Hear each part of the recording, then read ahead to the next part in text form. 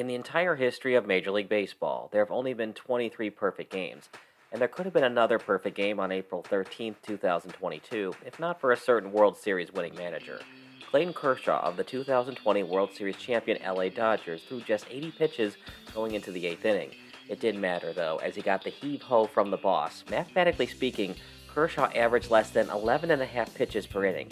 Also, most of his 21 outs were via the strikeout as he notched 13 Ks heading into the eighth against the Twins. And the crazy thing is, this certain World Series winning skipper has chosen safety precautions over baseball history on several different occasions. There's something about the month of April when it comes to Dave Roberts going to his bullpen when history is still on the line.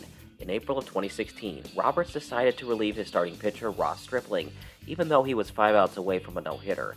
Granted, Stripling was just 2 years removed from Tommy John surgery and had already thrown pitch number 100 by the time out number 1 was recorded in the bottom of the eighth inning. According to Scott Miller from the New York Times, even the Giants fans booed Roberts. Perhaps they were booing him because they felt that Stripling was showing signs of fatigue. Whatever the reason, put a checkmark on that game being another interesting tidbit in the awesome history of the Giants-Dodgers rivalry. What's even more interesting is Roberts controversially pulled his pitcher again later that season. At 35 years old, Rich Hill was 6 outs away from a no-no during a September regular season game against the Miami Marlins. However, even Hill admitted that he dealt with lingering blister issues earlier that season. Hill had already thrown 89 pitches going into the eighth inning. Incredibly, Hill is still pitching and cashing paychecks as a player. So maybe Hill should thank Roberts for preserving his career. I'm mostly kidding, but it's very interesting how one managerial decision might be correlated to Hill still being a relevant man on the rubber in Major League Baseball. And it doesn't stop there for Roberts. In what could have been a memorable game in the entire history of MLB, Walker Buehler was throwing a 2018 no-no in Monterrey, Mexico. Going into the seventh inning, Buehler had already thrown 93 innings in awful weather. It was also just his third start ever in the big leagues. Wouldn't that have been a great marketing event for Major League Baseball if a rookie in just his third start threw a no-hitter in Mexico? Roberts obviously doesn't work in MLB's marketing department. We decided to let Buehler get dry earlier than expected. It was a rainy night in Monterrey, but that didn't matter as 3 Dodgers relievers post-Buehler maintained the no-hitters south of the border. So why does Roberts like taking his pitchers out of games when they're close to throwing the no-hitter or even a perfecto? Is it because he's the all-time biggest party pooper? Far from it. There's no such thing as cause and effect data between pitch count and nagging injuries. That being said, Mark Pryor averaged an absurd 113 pitches per start during the 2003 season, and Pryor, of course, had major injury problems throughout his career following his stellar 03 campaign. He suffered from elbow soreness and a strained right shoulder, which led to his velocity dropping. He was out of the league by 2006. But the major statistic to note is pitches per start, not pitches allowed per one start. Is there any stat that shows future arm problems if a pitcher throws over 120 pitches in a game? To briefly explain in one word, no. However, Verlander threw 120 pitches during his third no-hitter in 2019. He then had to have Tommy John surgery on his right elbow nearly a year later. If Roberts had let Kershaw pitch into the 8th and ninth innings respectively, mathematically speaking, Kershaw would have likely thrown under 120 pitches and quite possibly under 110. But there are sabermetricians and other people who follow analytical data who want to disprove Roberts' thinking that more pitches equate to future arm issues. Think about this for a second. John C. Bradbury, a noted baseball analytics guy, posted these findings in his important study for the National Library of Medicine. Quote, although the belief that overuse can harm pitchers is widespread, there exists little evidence to show that the number of pitches thrown and the days of rest affect future performance and injury among adults, unquote. Even Ben Lindbergh, a baseball prospectus, was quoted as saying, a pitcher doesn't have a certain number of throws in his arm. That's true because pitchers are living, breathing, and their arm is repairing. Their arm is breaking down and repairing. Tim Keown of ESPN.com once wrote, most professional pitchers are not allowed to train their arms to throw 110 or more pitches in a game and be in a position to be strong 5 days later, unquote. To summarize, Keown means that pitchers aren't building up arm strength during spring training. Could this be happening to young pitchers as early as the minors or even college baseball? It's hard to say, but the days of throwing 110-plus pitch complete games are definitely over. As such, counting pitches is not necessarily the solution. Rather, it's all about getting better athletic trainers who can train pitchers how to develop enough arm strength that can withstand more than 100 pitches thrown per start. To relate it back to Roberts, the Dodgers skipper knows that Kershaw is coming off an injury-plagued 2021 season.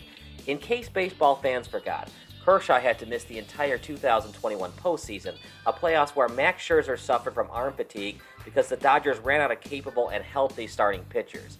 Who knows what would have happened if Kershaw pitched in Game 6 against the eventual World Series champion Atlanta Braves. But it didn't happen, and Kershaw had to miss 10 weeks that season due to inflammation and soreness in his left elbow and forearm.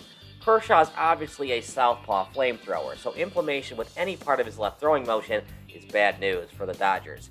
Roberts wants to win a normalized World Series ring, as does Kershaw and his teammates. Does the 2020 World Series still count as a title? Sure, but it was still a 60-day weird regular season where teams had to deal with COVID-19 health protocols. Not every team got to have home playoff games, and the World Series itself wasn't even played in Los Angeles. It's obviously not a tainted World Series championship for Kershaw and company, but it certainly wasn't the norm of baseball history either. If COVID-19 hadn't occurred and the Dodgers won the 2020 Fall Classic by playing a full 162-game schedule, it's possible that Roberts would have let Kershaw finish the immortal perfect game. Then again, do perfect games really matter that much? Is it a big deal that Philip Humber threw one and not Nolan Ryan? I don't think that anyone remembers Philip Humber's perfect game without having to Google it, except for White Sox and Mariners fans when it happened. But Kershaw's circumstances are very interesting. Remember, Hanley Ramirez quite possibly blew the claw shot at throwing a perfecto back in 2014. In case you forgot, Ramirez made a costly throwing error during Kershaw's eventual no-no on that Memorial Night in 2014. Would Kershaw have maintained the perfect game if Ramirez had made the play? Meh, maybe not. It's a lot of woulda, coulda, shoulda if Ramirez had made a good throw at first base to Adrian Gonzalez. I'm sure that Kershaw remembers that night in 2014 and how he was so close to baseball legendary status if he had finished the perfecto earlier this month. But he didn't finish the perfect game. But then again, there's no saying what would happen if Kershaw were allowed to finish the final 6 out of the perfect complete game shutout. Remember when Max Scherzer was 1 strike away and then hit a batter?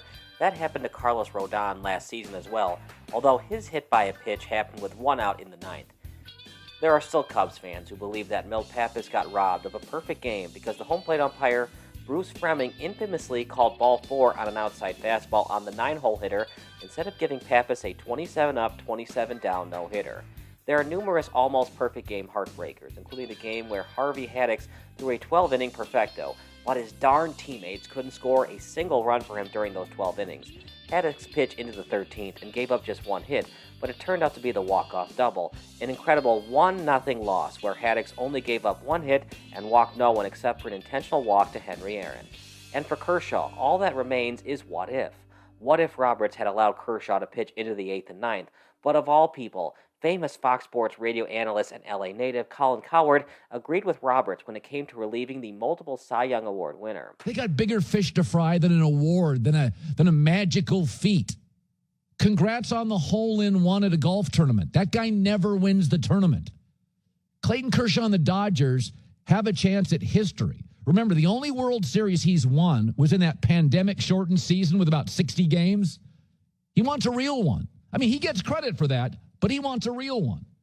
He's a Hall of Famer, got a stack of cash, and he knows his body better than baseball writers do.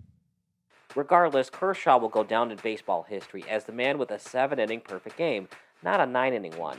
If he had thrown the perfect game, he would have joined just 7 other pitchers to throw a no-hitter and a perfect game in his career. Do stats and accomplishments matter? Well, yes and no. And if Kershaw just wants to win another World Series title, perhaps he needs to exit games early during the 2022 regular season to ensure his health for the playoffs. However, ESPN's Tim Kurkjian's well-documented hypothesis is the less they throw, the more they get hurt. As for me, I agree with Kurkjian. It's not necessarily about how many pitches a pitcher throws. Rather, it's about how many breaking balls a pitcher is throwing that forces him to crack the wrist and puts more pressure on that throwing shoulder. Also, how many pressure pitches is he throwing? Do pressure pitches impact a player more mentally or physically? A pressure pitch is pretty self-explanatory, but it basically means when a pitcher has to come back from a 2-0, 3-0, or 3-1 count. Also, runners in scoring position designate a pressure pitch. It's also about arm strength and making sure that a pitcher can consistently handle throwing 100 pitches every 5 days. If he throws 110 or more pitches because he's in line for the no-no or perfecto, it's probably best to have him miss his following start. Therefore, I disagree with Roberts' decision to pull Kershaw, especially since there is no empirical data to fully prove taking out Hill and Buehler led to postseason success per the Dodgers. Los Angeles fell in the NLCS to the Cubs in 2016 and lost 4-1 to the Red Sox in the 2018 World Series. But what do you think? Should Dave Roberts be praised or booed for taking out Kershaw after the 7th inning? Make sure to let us know your thoughts in the comments below and subscribe to Sports Broadcast Solutions.